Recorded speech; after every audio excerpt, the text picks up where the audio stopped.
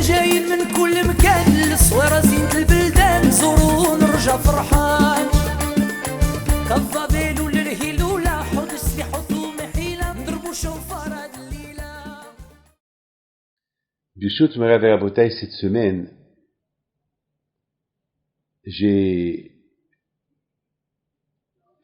mon fils Abioel, il m'a posé une belle question. On était assis. Il m'a dit, cette fameuse histoire que la Gemara elle raconte sur Abel Hazar et Hamim, à propos d'une halakha, d'un four. Vous savez qu'à l'époque, les Hachamim, ils étaient très stricts. Tout ce qui était tahor et tamé. Maintenant, il y avait une halakha à propos d'un four. Je ne vais pas rentrer trop dans le détail. On l'appelle tanor shel achnai. Mais maintenant, je ne veux pas rentrer maintenant. Est-ce que ce tanor-là, il peut accepter la Toum'a ou pas? Alors, Hachamim disent non, ce tanour-là, ce four-là, il est tamé. Abel Hazar, il dit non, ce four-là, il est tahor. Alors, ça veut dire, si Hachamim disent que ce four-là, il est tamé, ça veut dire que si on cuit quelque chose dedans, il est tamé. Mais d'après Abel Hazar, non, il est tahor. Alors, Abel Hazar, il commence à parler avec Hachamim.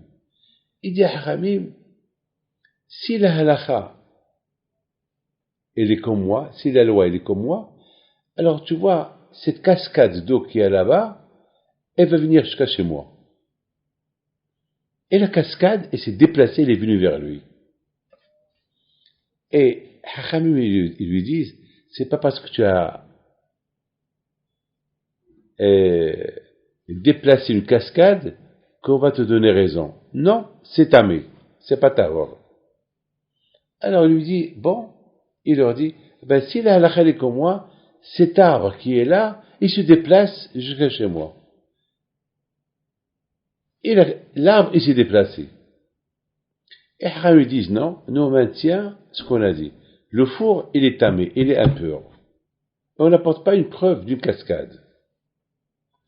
Alors il leur a dit, écoutez, si la halakha, elle est comme moi, alors les poutres qu'il y a dans la synagogue, ils vont bouger. Et voilà, les poutres, ils ont commencé à bouger. Vous imaginez, des poutres. La synagogue, elle tient sur des poutres. Et si ces poutres-là, ils tombent, ils bougent, c'est-à-dire que toute la synagogue va tomber. Mais il y a eu un miracle. Les poutres, ils ont commencé à bouger, mais le Beth Midrash, il n'a pas bougé. Le Beth Midrash, il est resté intact. Alors, il leur a dit, qu'est-ce que vous dites? Alors, la halakha, elle est comme moi ou pas? Alors, Rabbi Yoshua, qu'est-ce qu'il fait? Il se lève, il commence à parler aux poutres. Il dit aux poutres, mais vous les poutres, de quoi vous me mêlez? Si Hachamim et Rabbi Hazar, on a des discussions sur la Torah, de quoi vous êtes en train de vous mêler? Alors les poutres, tout de suite, ils se sont arrêtés de bouger. Mais ils ne se sont pas redressés comme qu'ils étaient avant. Ça veut dire, les poutres, ils ont fait kavod à Rabbi Yoshua, ils se sont arrêtés de bouger, mais ils ne se sont pas redressés à leur place pour faire kavod à Abel Hazar. Parce que Abel Hazar a dit, il faut qu'ils bougent. Donc voilà, ils sont restés en bougeant, mais ils sont arrêtés de bouger. Abel Hazar leur dit, écoutez, alors si la halakha est comme moi, alors je vais demander à Kadosh Baruch Hu que lui il dise ce qu'il pense. Si la halakha est comme moi, une bat-kol, une voix du ciel, qui va dire, bon, la halakha elle est comme Abel Hazar, ou la halakha elle est comme Hachamim.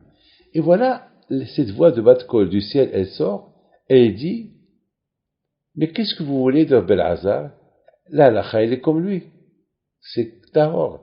Ce four-là, il est tahor. Alors là, Rabbi Yoshua, il mâche pas ses mots, il se lève, et dit, Ribono shel Olam, maître du monde, la Torah, elle n'est pas dans le ciel. La Torah, tu nous l'as dit. Et nous, on est Hachamim, on est une majorité. Et toi, Hachem, tu as dit qu'il faut aller d'après la majorité. Et la majorité, elle est quoi? La majorité, on dit que ce four, il est tamé. Donc on est désolé, Hachem, on ne peut pas t'écouter. Nous, on déclare contre l'avis de Rabbi Elazar et contre votre avis. Ce four, il est tamé. En ce moment-là, Hachamim, ils ont décidé de dire à Rabbi Elazar, tu as été trop loin. Tu as même mêlé Kadosh Baruch Hu dans l'affaire. Alors à partir de maintenant, toutes les paroles que tu as dites jusqu'à maintenant, on ne les calcule plus. Parce qu'on ne peut pas être avec toi tout. Maintenant, on voit que tu veux de force avoir la halakha comme toi. Tu utilises les cascades d'eau, tu utilises les arbres, tu utilises comment ça s'appelle, les potes de Bétamidras, et maintenant tu utilises Hachem. Non.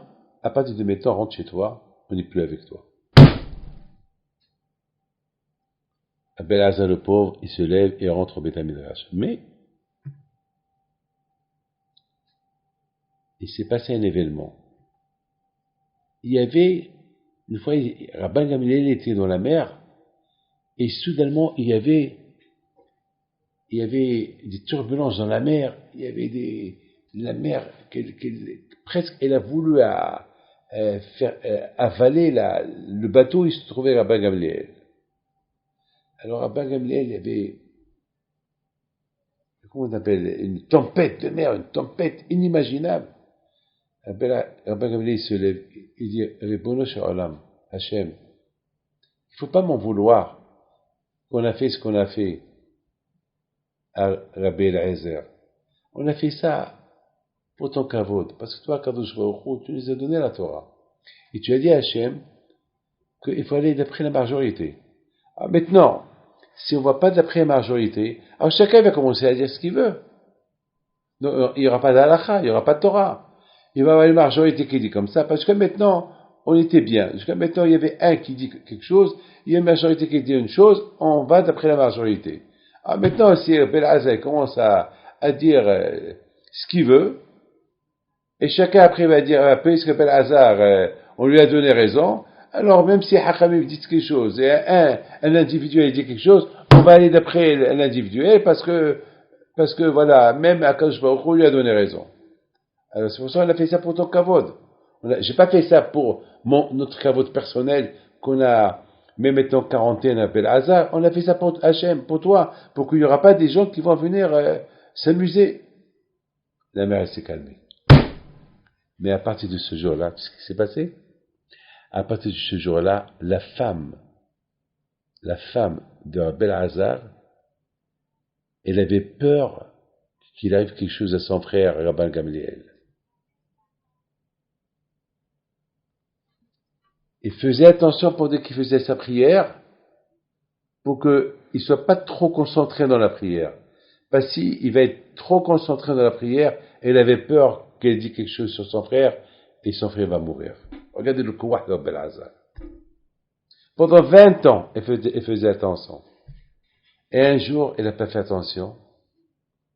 Lorsqu'elle n'a pas fait attention, la Gamliel est mort. Ça, c'est l'histoire. Et maintenant, je vais venir à 20 ans auparavant. Il y a un Navi qui il allait au Beth Midrash.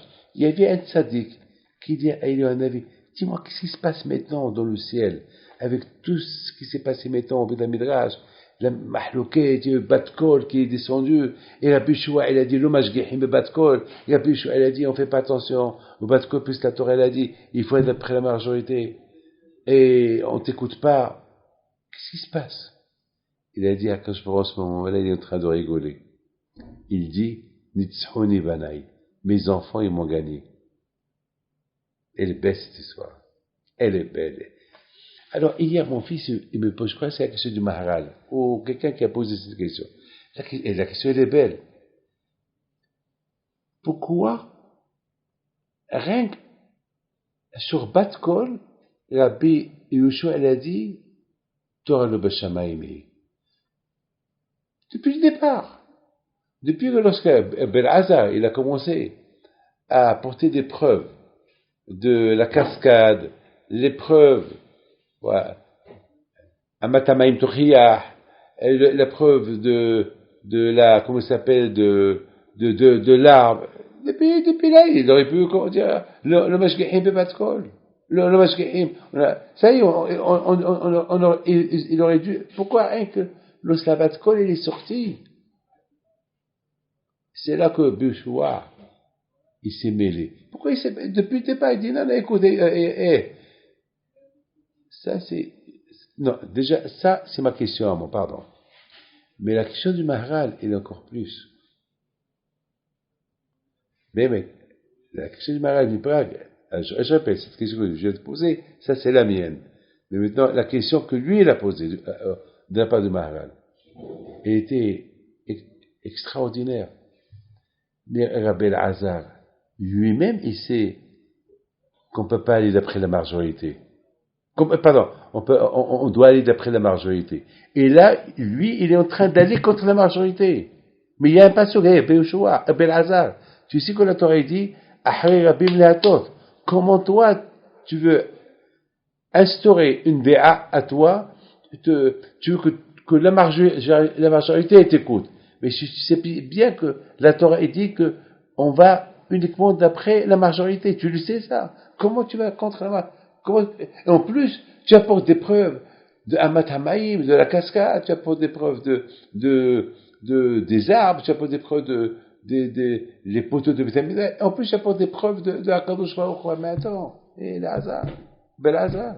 Mais tu sais, depuis le départ, depuis le départ, tu as dit que le four, il est tahor, et Haramim, ils sont tamés, tu t'arrêtes, tu écoutes. Qu'est-ce que tu es en train de discuter? Eh bien là, ça c'est mes amis, ça c'est le kouah de la Torah.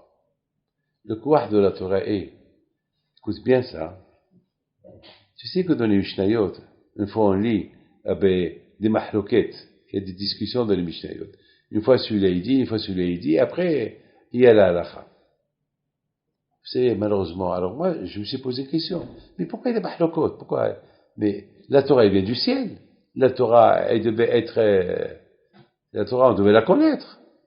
Pourquoi? Celui-là, il dit comme ça, celui-là, il dit comme ça, celui-là, il dit comme ça, Moshe Rabbeinu a dit, celui-là, il dit comme ça, et après, on va d'après majorité. Vous avez compris? Comment? Pourquoi il doit avoir tout ça? Il ne doit pas avoir ni Bit Shammai, ni Bit Hillel, ni rien du tout. La halakha, elle est comme ça. Alors, la réponse, elle est, j'ai réfléchi, j'ai dit, que tellement qu'Am Israël, il a souffert. Regarde, hier, on a lu la Haftara, oui ou pas? Et dans la Haftara, on a vu Hiskiel la Navi, il apprenait aux Kohanim les lois de la pureté et les lois de l'impureté. Et qu'est-ce qu'ils doivent manger, qu'est-ce qu'ils doivent manger. Mais qu'est-ce que, Hiskiel, qu'est-ce que tu es en train d'apprendre? Mais c'est écrit dans la Torah. Quoi, ces Kohanim, là, ils savent pas ce que la Torah, elle dit? La réponse, elle est l'exil. Tellement qu'Am Israël, il a souffert depuis son existence, jusqu'à que beaucoup des halakhot ont été oubliés. Alors c'est pour ça Hachamim maintenant, Hachamim, ils veulent ramener l'origine de ces halakhot. Alors pour ramener l'origine de ces halakhot, il faut qu'il y ait une majorité qui dit c'est comme ça. Donc lorsqu'il y a une majorité, on dit bon, cette majorité, alors on est obligé de dire c'est comme ça que Moshe Rabbeinu il a dit. Et celui-là qui a dit une seule chose, c'est comme ça qu'il a écouté de son rabbin. Il se peut que son rabbin ait raison, mais étant donné qu'il est seul, et là il y a 10, ou il y a 3, ou il y a 4 contre lui, donc on dit certainement c'est ça. Vous savez qu'aujourd'hui, quelqu'un qui est malade, on lui dit, et il y a un médecin qui lui dit fais l'opération. On lui dit non, il faut avoir l'avis de 3 médecins. Pourquoi? Parce qu'on peut pas faire l'opération sur l'avis d'un seul médecin. Il faut avoir l'avis de 3 médecins. Parce que là, mais 3 médecins, c'est une hazaka. C'est une force.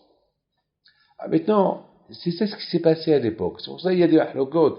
Ce hacham il dit comme ça, et hachamim il dit comme ça. Alors, à l'époque de Abel Hazar et hachamim, c'était la destruction de Beth Amikdash. C'était, malheureusement, les Romains qui ont interdit la Torah.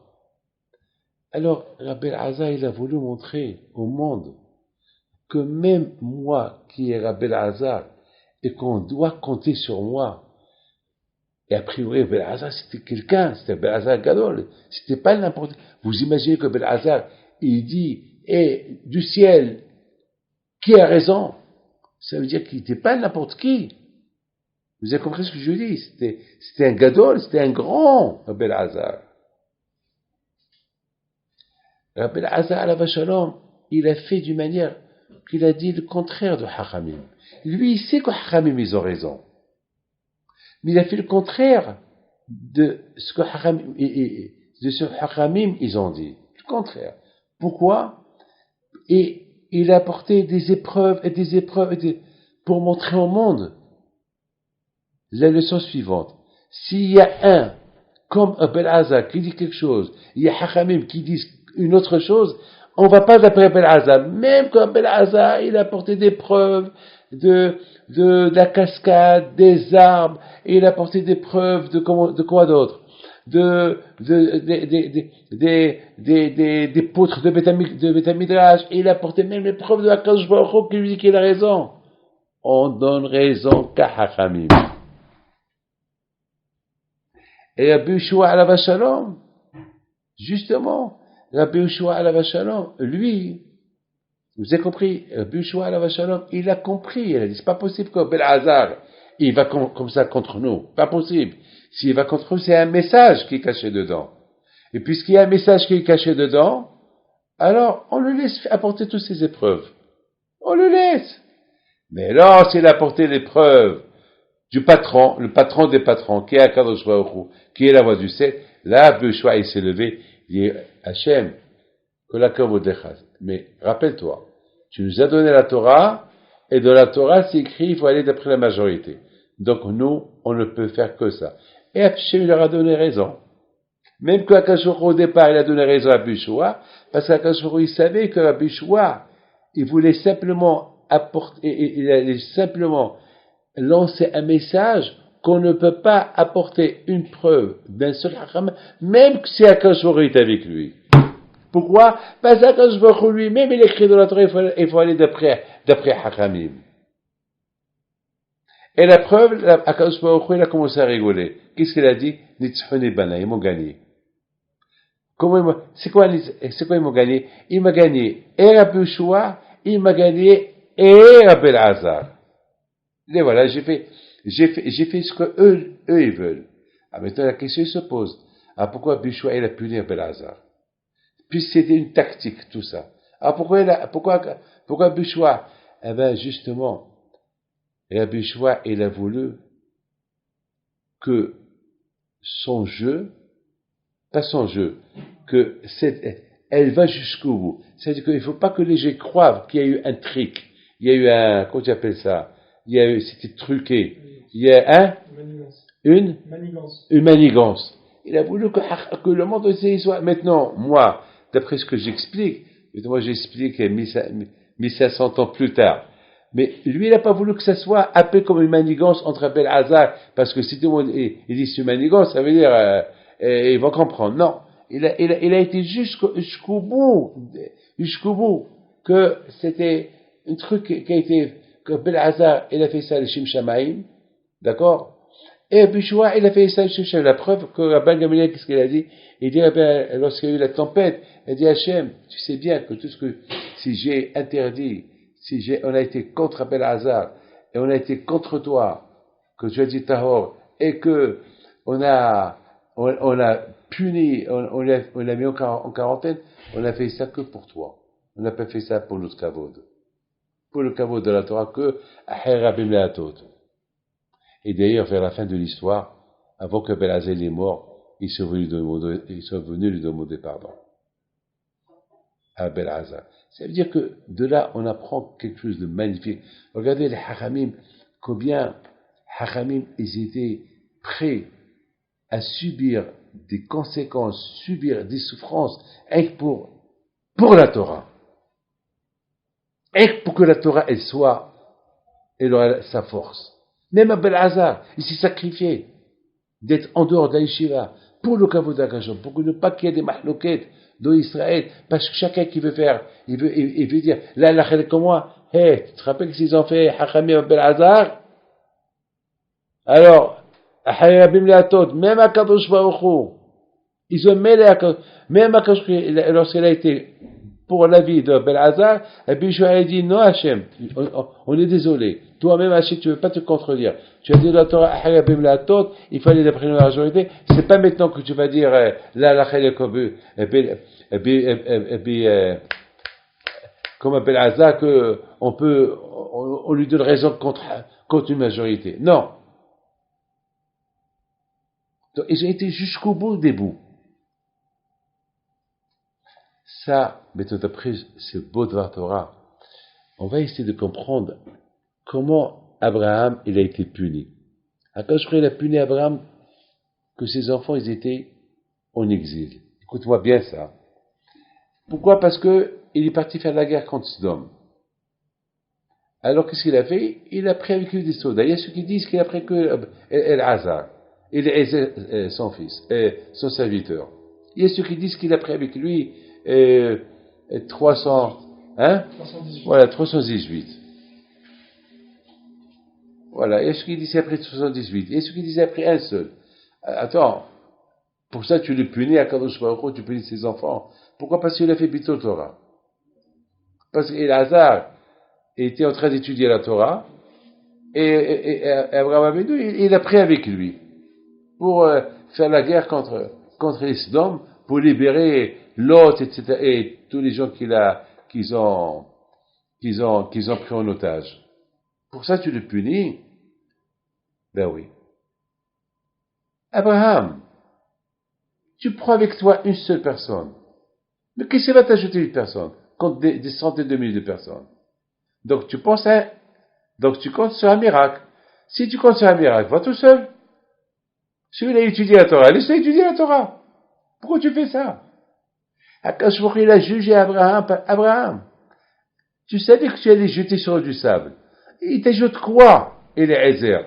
Lui aussi va jeter une poignée de sable. Telle poignée de sable, Akash Baruch Hu va faire qu'il va être doublé. C'est pour ça qu'Akash Baruch Hu, il a puni. Akash Baruch Hu, il a puni Abraham Abinu parce que Abraham Abinu, lui qui connaît le pouvoir de la Torah, eh ben, tu es en train de faire arrêter. Vous savez que même pour construire le Beit HaMikdash, on ne dit pas à quelqu'un qui étudie la Torah, viens aide-moi pour construire le Beit HaMikdash. Beit HaMikdash, c'est Beit HaMikdash. Ce qui étudie la Torah, c'est plus important que Bina Beit HaMikdash. Et toi, tu es en train d'arrêter l'Ezer, ou bien les 318 personnes de l'étude de la Torah pour aller à la guerre. Mais tu peux faire la guerre tout seul. Et tu vas t'aider. Ce sable que tu vas jeter sur eux, et qui va devenir des flèches et des lance-missiles, des lance-roquettes, t'as pas besoin des lasers. Alors, puisque tu as fait ça, c'est un message pour tout le monde de savoir que l'étude de la Torah est très importante. Et il a été aussi puni. Une deuxième fois. Quelle deuxième fois? Parce qu'il a dit, lorsqu'Hachem lui a dit, je te donne la terre d'Israël, il lui a dit, Bema Areshena. Donne-moi une preuve. Ben, bien sûr, pour ça, c'est pas une question. Pourquoi? Parce qu'Abraham Abinu alav shalom, il avait peur d'une chose. Il avait peur qu'avec tous ces Kénaanim qu'ils étaient en Eretz Kénaan, et que ces enfants, ils vont grandir avec eux, il se peut qu'ils vont être assimilés. Et s'ils vont être assimilés, donc il n'y a pas d'héritage. Vous avez compris ce que je dis? Il n'y a pas d'héritage. Alors, Abraham, il a dit à Hachem, j'ai peur d'une chose. Merci pour la belle terre que tu me donnes. Mais ici, il n'y a que des Canaanim. Il y a les 7 nations. Et ici, ils vont grandir avec eux. Ils vont être assimilés avec eux. Bema. Comment? Le mot Bema. Bema, c'est bête. Emma, c'est quoi? C'est Memhe. Bête, c'est 2. Aleph Bet. C'est Torah Shibertav et Torah Shibe'alpe. Ma, c'est le chiffre 45. Le chiffre 45, c'est le nom de Dieu. Yudke Vavke Bemilo Alfim. C'est un des noms d'Hachem. Hachem, s'ils vont être assimilés, comment ils vont te servir? La Torah, ils vont pas l'étudier. Comment tu vas leur donner la Torah Shibertav et Torah Shibe'alpe? S'ils vont être assimilés ici. Quand je relis, tu as raison. Alors c'est mieux que que tes descendants, ils vont être des esclaves, quelque part, et de là-bas ils vont devenir une nation, et là-bas ils vont apprendre, parce que ils ne peuvent pas s'assimiler, parce que là où ils vont partir, ils ne vont pas les assimiler. Le contraire, ils vont les garder tels qu'ils sont, esclaves. Et après, je vais les libérer, ils vont sortir un peuple, une grande nation, je vais leur donner la Torah, je serai leur patron, ils viendront conquérir Israël. Donc c'était pas une punition, le contraire. Abraham Abino, c'est ce qu'il voulait. Parce qu'Abraham Abino, il a voulu, Akash lui a donné. Donc c'était pas une punition de Bema Arishena. Contraire. C'était Abraham, il voulait. Hachem, merci pour le cadeau que tu me donnes. Mais après que je meurs, après que je quitte ce monde, moi et mes enfants, quelle garantie j'ai que mes enfants, ils vont te suivre, ils vont étudier la Torah, ils vont s'assimiler avec ces Canaanim? Non, t'inquiète pas. Alors là, je vais les prendre quelque part, je vais les former, ils vont être mon peuple, et de là-bas après, et de là-bas, ils vont sortir, je vais leur donner la Torah, ils vont sortir, ils vont venir en Israël, ils vont la conquérir, et vont. Voilà. Donc voilà, ça c'est bon. D'accord? Maintenant, troisième question, pourquoi il n'a pas accepté les Sédomites? Il a été puni parce qu'il n'a pas accepté les Sédomites pour les convertir. Parce que le roi de Sédom lui a dit, parce qu'il aurait pu, s'il veut, oui ou pas? Parce qu'il les a quoi? Puisqu'il les a libérés. Puisqu'il les a libérés, c'est fini. Qu'est-ce qu'il est en train de faire le marchandise avec le roi de Sodome? Sodome a dit, toi le roi de Sodome, que j'ai besoin de toi. Vous savez, tout cela, je les rends juifs tous. Je les convertis tous. Point final. Alors pourquoi il les a pas acceptés? À cause de Midot Raot. Abraham Abinu alav shalom, lorsqu'il les a tous libérés, est-ce que l'autre, il a fait un geste pour retourner chez Abraham Abinu? Vous avez bien remarqué que lorsque Abraham Abinu, il a dit au roi de Sodome, non, moi je veux ni ton argent, je veux rien du tout, reprendre tout le monde. Tout le monde sait que c'est Abraham qui les a libérés, ou pas. Tout le monde a vu les miracles qui se sont passés. Tout le monde a vu qu'Abraham ne jetait que du sable. Et personne ne l'a suivi.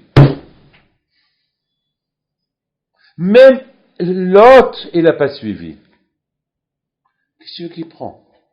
Il avait peur, Abraham, que tout le travail qu'il a fait dans la terre de Canaan, s'il les prend tous, ils vont casser tout son travail. Elle est retournée chez vous. Mais il a voulu, malgré tout, Abraham Avinu, c'était un tzaddik. Il a prié pour les gens de Sodome. Pourquoi il a prié pour les anges d'homme? Lorsqu'il a vu qu'Akadosh n'était pas content de lui, mais c'était trop tard. Tu as compris? Abraham, il a vu qu'Hachem n'était pas content de lui.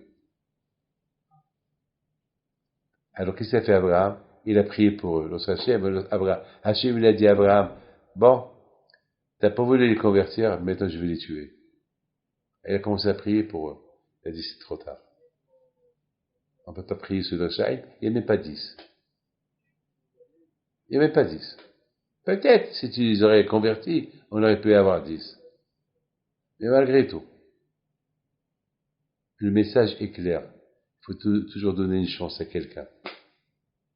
Abraham, il était puni parce qu'il leur a pas donné une chance.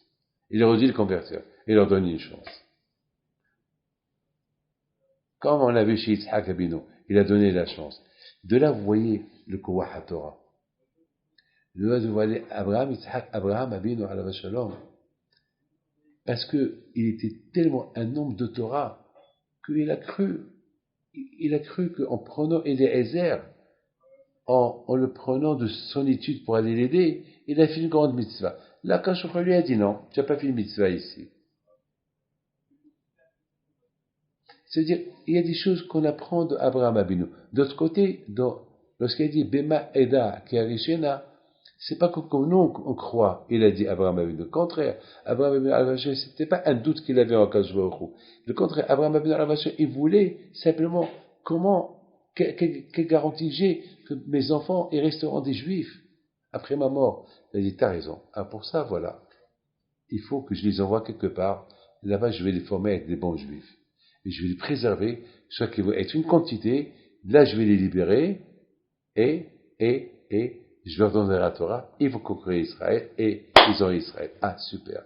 Et Sdom, Abraham, quand même. Abraham, t'as risqué ta vie. Et tu as pris la Ezer. Tu l'as bâtonné de la Torah pour t'aider à les libérer. Convertis-les. Pourquoi tu les as pas convertis? Pourquoi tu les as redonnés? Bon, Abraham, il avait sa pensée. Mais quand je relais, mais tu aurais pu leur donner une chance. Enfin, on apprend de là les drachim de Da'at Torah. Et même que Abraham Abin, il n'a pas fait exprès tout ça, mais quand même, quand il a fait que c'est des leçons à retenir. Vous avez compris? Mais, en fait, il n'y avait aucune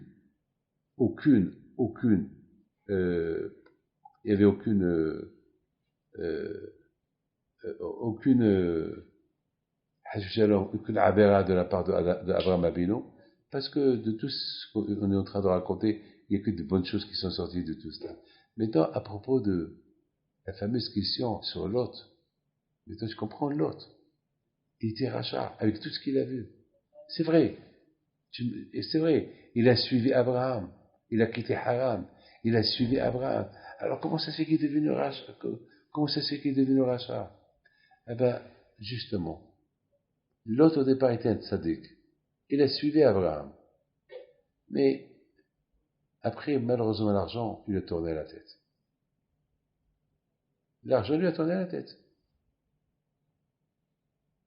Et il est devenu rachat. Au départ, oui. Il a commencé à voler. Il a dit, de toute façon, Abraham, il n'a pas d'enfant. Et Hachem a donné ses terres à Abraham. Et c'est qui son fils adoptif, son fils l'héritier, c'est moi. Donc de maintenant, je peux voler, prendre. Non? C'est pour ça qu'Abraham lui a dit non. Abraham lui a dit non. Quelle garantie tu as que c'est toi qui vas être mon fils? Mais Hachem m'a promis un enfant, de moi. Lech lecha, on dit que lech lecha gemataria ben.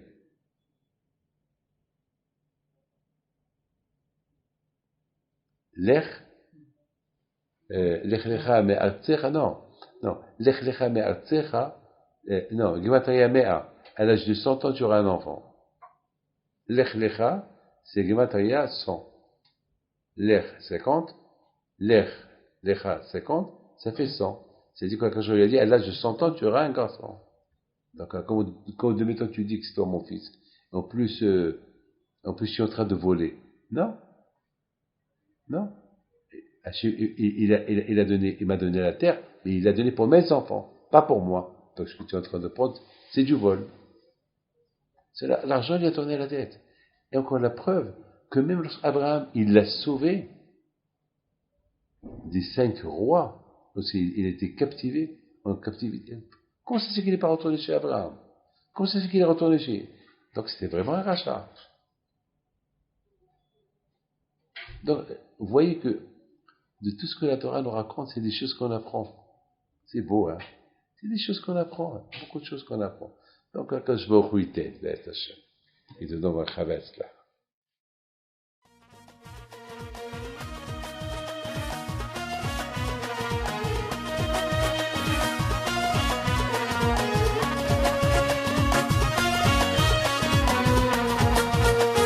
نوضو يا ناس غرتو على ربيع حيم بينتو وقف لنا زي خوتو